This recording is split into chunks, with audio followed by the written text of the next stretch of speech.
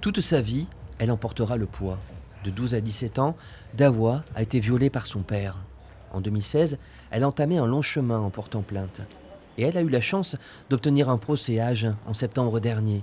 Procès qu'elle a voulu public pour libérer la parole et être soutenue par ses amis. C'était vraiment incroyable, même la cour l'a dit. La cour, les magistrats et magistrates ont dit merci d'être si nombreux, si nombreuses. Donc c'était vraiment beau, c'était vraiment un moment dans la monstruosité du monde et en même temps incroyablement une bulle qu'on a créée de soutien très fort. Son père a été déclaré coupable. Il a été condamné à 15 ans de prison, mais à aucun moment, il n'a reconnu les faits.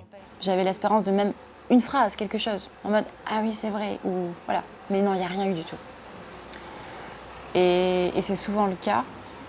Et malheureusement, c'est un mystère. Moi, j'aimerais vraiment comprendre. La justice est passée, mais Dawa se projette déjà sur la suite. Son père sortira un jour, et elle n'a aucune assurance qu'il aura fait un travail sur lui-même. Je sais qu'il n'y a aucun soin qui sont donnés aux agresseurs en prison. Il y a une obligation de soins à la sortie, mais il n'y a pas vraiment de suivi, en fait. Et moi, j'aimerais beaucoup que les agresseurs puissent avoir une proposition de travail, en fait, une proposition de soins. Alors qu'elle est encore périodiquement rattrapée par des idées noires, Dawa a son art, la musique, pour l'aider à s'accrocher.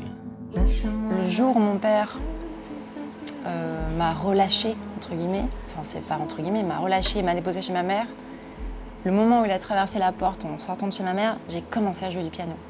Et je me rappellerai toujours de ce moment. J'avais déjà commencé la musique, mais je sais très bien que la musique m'a vraiment aidée à switcher. Parce que c'est comme si je reprenais ma vie à moi. Forte de son expérience, Dawa poursuit le combat pour briser le silence et aider les victimes de violences sexuelles au sein de l'association Libérons la parole, basée à Campagne, près du Bug.